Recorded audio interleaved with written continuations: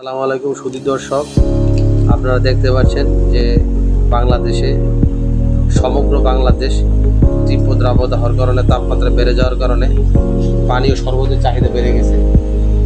আপনারা দেখতে পাচ্ছেন যে কোমল পানীয় ঠান্ডা ফ্রিজের অত্যন্ত সহনীয় পর্যায়ে চলে আসলে তখন আমরা পান করব। দেখেন কীভাবে শরবত থেকে এখন শরবত তৈরি করবেন আমাদের এলার সাহেব শরবত তৈরি করবেন ডালার পর সেখানে এখন আমরা শরবত আমাদের বলি দিলাম। কীভাবে আমাদের এই তাপমাত্রাতে আমাদের শরীরটাকে ঠান্ডা রাখার জন্য, শরীর মন এবং সবকে বিশেষ করে শরীর মন সতেজ রাখার জন্য আমাদের যে কোমল পানীয় অর্থাৎ ঠান্ডা পানি আমরা গ্রহণ করে আমাদের শরীরটাকে কিছু উত্তোলনের জন্য অন্তত ক্ষুদ্র প্রচেষ্টা একটু ঠান্ডাভাবে বা ঠান্ডা করে একটু নিজের মনকে এবং শরীরকে শান্তি দেওয়ার প্রচেষ্টা। এমত অবস্থায় আমরা কোমল পানি পান করবো, যেটা আমাদের বড় ভাই এবং আমাদের কলিগ মিস্টার এজাজ আহমেদ প্রস্তুত করেছেন। তা অ্যাকচুয়ালি যেহেতু ওনার হাতে এটা প্রস্তুত করা, সুতরাং আমরা মনে করি যে এটা অত্যন্ত রেস্টুরেন্টের মতো সুস্বাদু হবে।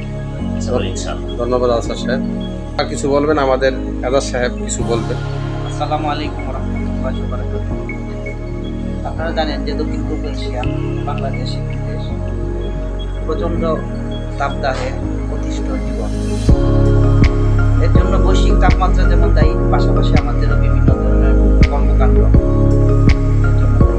যা হোক। আমরা এখন প্রচণ্ড গরমের মধ্যে, ঢাকা শহরে প্রচণ্ড গরম, যেমন আজকে টেম্পারেচার দেখলাম 39 ডিগ্রি সেলসিয়াস, যেটা ফিল হচ্ছে প্রায় 44-45 ডিগ্রি। এর মধ্যে মনে হলো যে আমরা একটু শরবত খাই।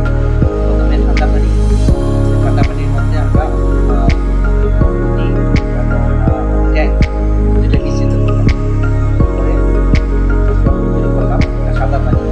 আপনারা জানেন যে শরবত তো আর সবসময় ভালো রকম সাদা পানি রাখতে হয়।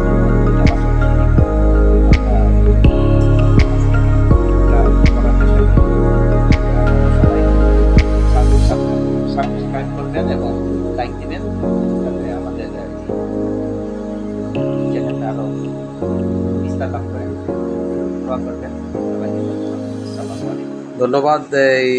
এই বিশাল এই তাপমাত্রার মধ্যে আমরা যেই পরিবেশন করলাম, আপনারা মনে রাখতে হবে অবশ্যই ঘর থেকে বের হইলে পানি রাখবেন, সঙ্গে পানি রাখবেন, পারলে শরবত রাখবেন, আর নাহলে সাথে একটা ছাতা রাখবেন। অবশ্যই আপনারা সাথে একটা পানি রাখবেন। এ কথা বলে আমার বক্তব্য শেষ করলাম। আসসালামু আলাইকুম।